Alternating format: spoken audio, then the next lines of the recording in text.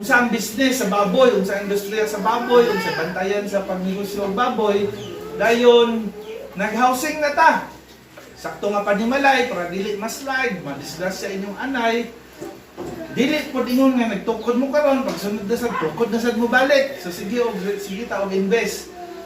Gitun-an na pod mo, gitudloan na pod mo unsaon pag bahog. Okay ba? Sakto ba ka? O gitudloan na pod gidayon mo unsaon pagbantay sa mga nangwag. Sa bantayan katong gamila-mila, gahubay, basa-basa, ito. Bantayan ang digasaba kag pangwag ng diay. So dayon proseso sa pag-iay. So karon di pa ta maadto sa sakit kay gagasto pa man ta. So sunod na to ang sakit ani. So naapod tay ginatawag niya cost benefit analysis. Pasabot ana dili na ta gabuhi sa baboy nga buhi-buhi lang. Gabuhi ta nga pinaagi sa pagbuhi nato, gahuna-huna ta nga business ni. Naatay cash flow, naay cash in, naay cash out. Ano nag-isi ang uban pag cash in, cash out sa cash cutter? Na dili ta magsaligi na. So bantayan nato ang cash flow. Mga pinakagamay atong ilista atong bantayan. So karon i-discuss nato ang cost benefit analysis. Mao ni ang amo ang training gikan dito sa ATI sa amo ang Farm Business School. So gitabangan mi sa ATI para itudlo ni sa inyo nga dili lang data pwede magbuhi magpadaghan. Gabuhi data kay negosyo na siya. Dili nataw human na tong panahon nga magbuhi ka kay ganahan ka, magbuhi ka kay kanang maski inana isa o duha ka baboy, negosyo na siya. So mga entrepreneurs mo ilalong sa swine industry na sektor. Diba? Lamig ka paminaw mga entrepreneurs. Diba?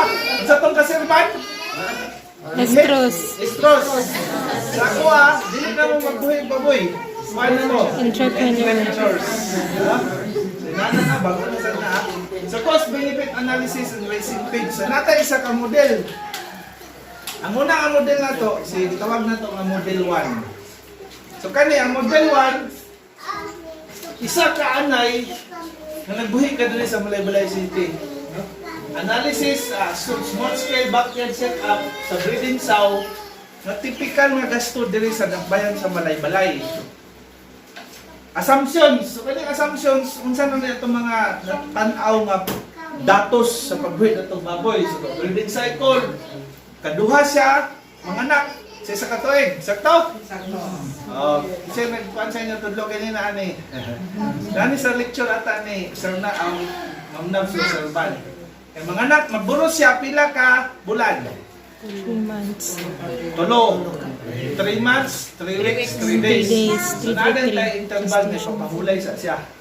So nadan po dahil another. So muna breeding cycle, duha ka anakan sa isa ka tuig. So nanin tayo litter size, pasabot ani pila yang kasagara gi anak. So sa isa ka tuig, kung ga-average pila average sa inyong nabantayan sa isa ka anakan sa baboy. Yung pulo. So sa isa ka tuig, inyo isa ka anay, hatagan mo dapat niya og 20. So kuhaan din natin nag-mortality, at least 18 ang nihatag siya isa ka anay. Kaya atong litter size average naman kay 8. Pila ang baligya sa atong bakten? 3.5. Sa lutas, paano na, di ka na, pwede na ibaligya, lutas. Ang ato, gakal na ito og anay. Dili na ito magkalog anay na tag 10 years. Kasi gakal na nag-anay 10 years.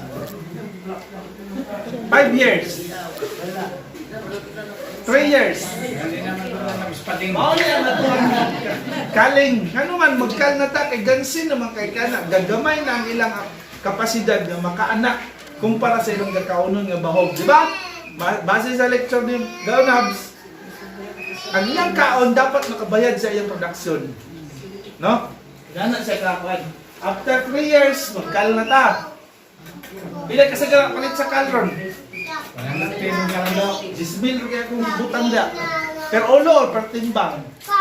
Timbang? 100 Kasagara ko pila ang timbang sa kal? 180. 180. 100. Times sa pila? 110. Mga more or less dahil ba? Mga pila ang resulta? 150 na siguro karon ang kan. Pila ang kal? 100 naman doon. 20 times 110. 19,800. So sobra ka mabora ka niya ako estimate. Kaya kasagaran sa akong nabantayan ko, di na paliton. 10,000 na lang ni sir, 15 na lang eh. Hangyo, iwa naman mo kapas, kasi magbuhi mo anak. Di ba?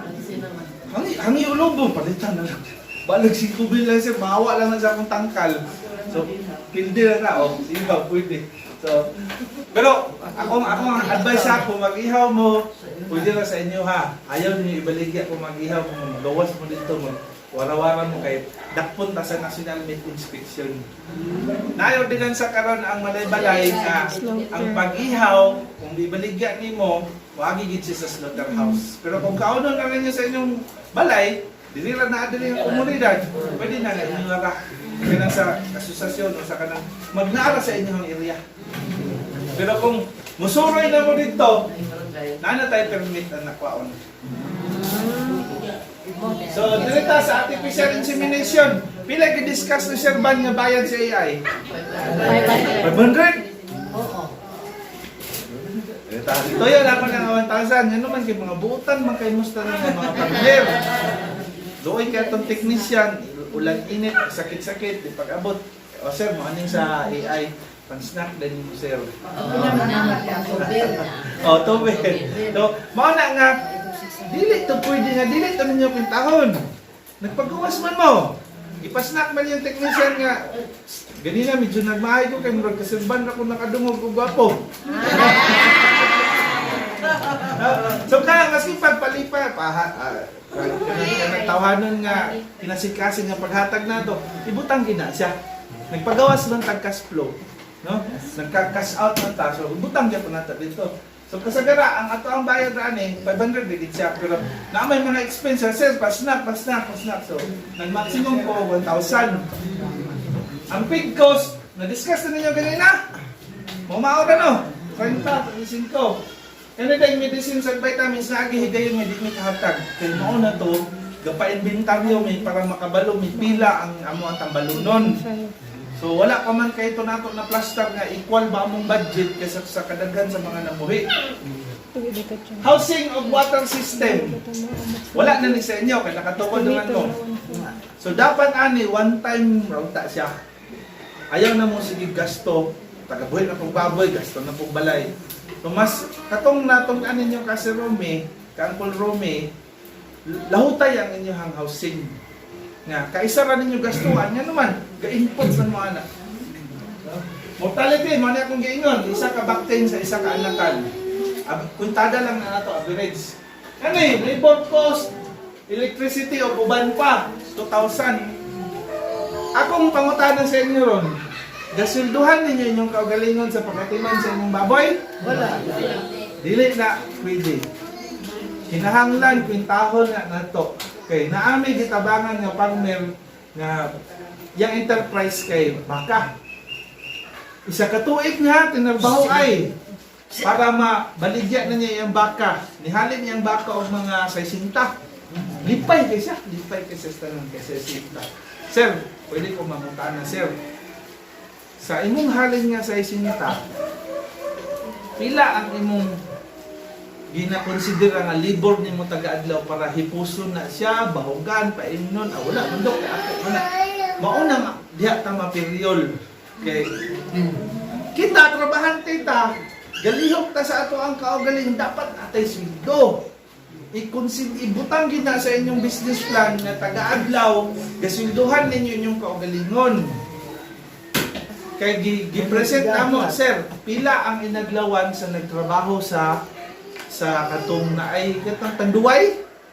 Kanang unsa na nga factory dito. Kuan sila 500 dog taga-adlaw. So ikaw gabaka ka ha. Sa katuig ka naghago. I-divide na ang imong 60,000 sa 360 days. Pila man? 60,000. 60,000 bahinon niya og 360 days. Kay kibali mo ang bayad sa mga kagalingon. Tingga, dilakaw, bakla ba siya, pangumpay siya, bahog siya tubig, ulit na po din siya, sulod na pagkilihan siya, sulod hipos pa niya. So, dili pwede nga iyang kahago, di bayran, kinatay labor cost. 164 daw. 164 yung naglawan. Kumpara sa katong ni trabaho dito sa factory na 500 ang adlaw. Nakaingon siya. Sayang din isa kung adlaw dug. Isa pa na ka model ang ikaduha katong mamaligyan itlog. Kuan siya? 500 per day ko diyang delivery. Ikuntahan na mo siya, pila yung gasto, nahulog na nga ang iyang labor sa iyang adlaw, 80 pesos. San? Mo maglayo daw. Anong gasto? 66. Kasi save nila.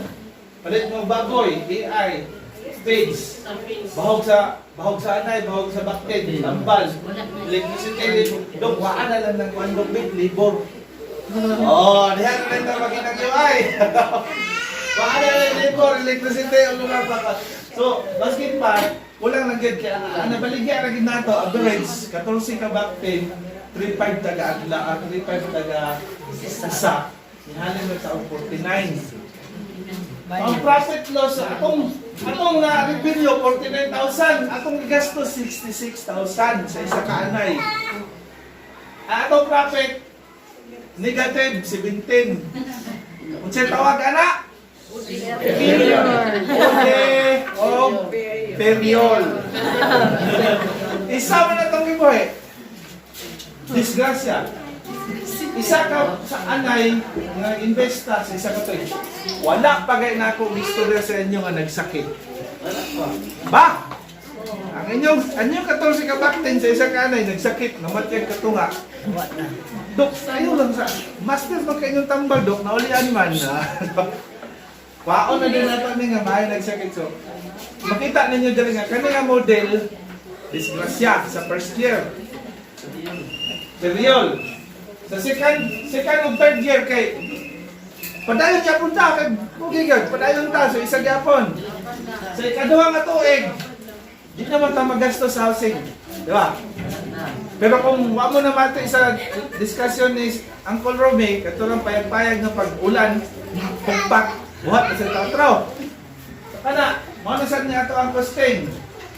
Sa ikaduha o ikatulong nga tuig, 49,000 ato ang na revenue.